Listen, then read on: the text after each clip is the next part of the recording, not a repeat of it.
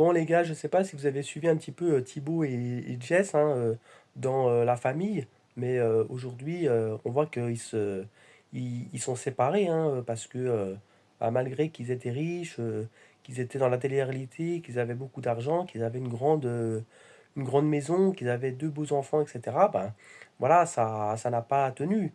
Donc comme quoi l'argent ça fait pas tout et que il y a d'autres choses dans la vie plus importante. Après, on peut se demander qui est le responsable de ça, parce que Thibaut, il donne l'impression que quelque part, il tombe des nues et que voilà, il a subi pendant 8 ans. Mais quand tu es un homme, t'attends pas 8 ans pour réagir et pour dire à ta femme les choses qui te plaisent pas. Euh, Tu le dis une fois, deux fois, au bout de la troisième fois, tu te barres. T'attends pas 8 ans et d'avoir deux enfants. Et après, il dit, oh, mais je l'ai déjà dit deux, trois fois, etc. Elle a pas compris. Et puis après, entre guillemets, il la met sur le fait accompli. Et puis, du coup, bah, Jess, elle comprend pas parce que forcément, voilà, c'est violent. Surtout qu'en plus, il lui annonce directement que il a pris une location déjà, qu'il a déjà tout prévu, une location pendant 3 ans, donc ce qui n'est pas rien, que, voilà, il veut se séparer, qu'il l'a enlevé de son testament, enfin bref. En général, quand tu es un homme, censé, responsable, tu réagis pas comme ça. Tu fais en sorte de garder le maximum de contrôle sur ta vie et sur les personnes qui sont autour de toi. Et si jamais ces personnes-là, elles ne sont pas, elles te suivent pas dans ton chemin, bah tu n'hésites pas à tracer ta route. Tu vas pas attendre 8 ans pour le faire. Donc sachez que l'argent, c'est pas ça qui fait le bonheur.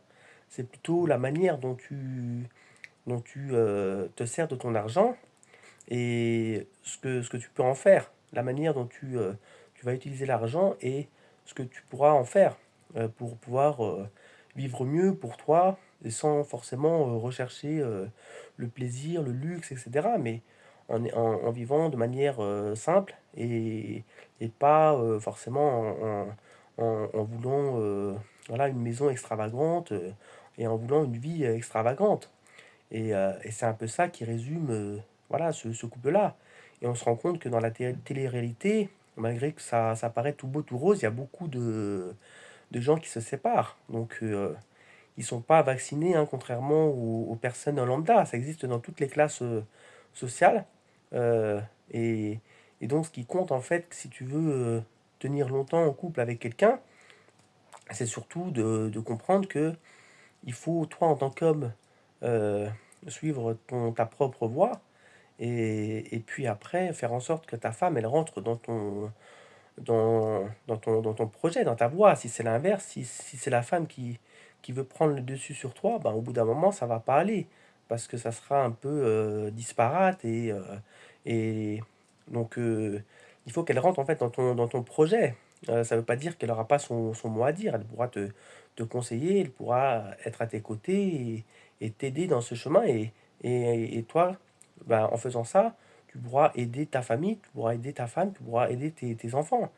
Ça n'empêche pas qu'après, peut-être, à un moment donné, ça dérive et que quelque chose fait que euh, ça n'aille plus. Mais il faut pas se dire tout est beau, tout est rose, on a tout ce qu'il faut. Et souvent, c'est quand on arrive à avoir tout ce qu'on a, ben, on n'est jamais content parce que on vit dans le manque, on vit dans le besoin plutôt que de vivre dans l'abondance. À un moment donné, il faut déjà avoir de la gratitude pour ce que tu as si tu veux espérer avoir plus et profiter de ce qui t'arrive dans la vie et de ce que tu arrives à obtenir dans la vie.